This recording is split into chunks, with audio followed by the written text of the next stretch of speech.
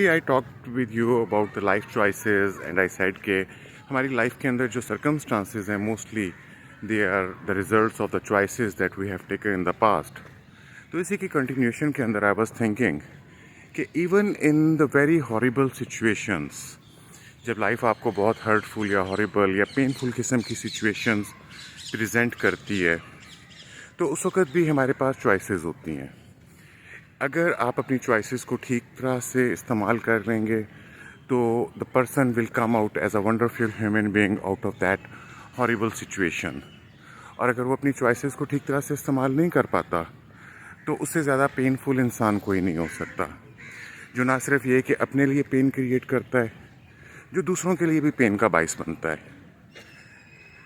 جب لائف آپ کو کوئی ہرٹفل قسم کی سچویشنز پیش کرتی ہے تو you have the choice. Either you can feel wounded out of that situation or you can be wiser out of those situations. تو اس طرح سے تو اگر لائف کے ارلی سٹیجز کے اوپر ہمیں ڈیفیکلٹ سچویشنز کا سامنا جلدی کرنا پڑ جائے تو ہونا یہ چاہیے کہ بہت سارے لوگ جو ہیں they should be more wiser out of those difficult situations.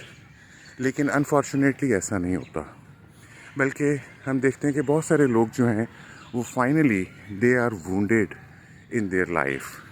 وہ بہت پینفل فیل کرتے ہیں، بہت اپنے آپ کو مزری کے اندر فیل کرتے ہیں.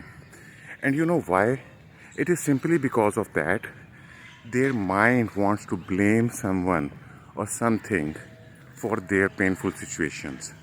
Their mind wants to believe that they are victim and they finally choose to be wounded. وہ اپنے آپ کو زخمی لیبل لگوانا زیادہ پسند کر لیتے ہیں. اور مائنڈ جو ہے it loves to blame someone, it loves to experience misery. So it is about the choices that out of the painful hurtful situation how you come out either as a wounded person or a wise person. The choice remains in our hand.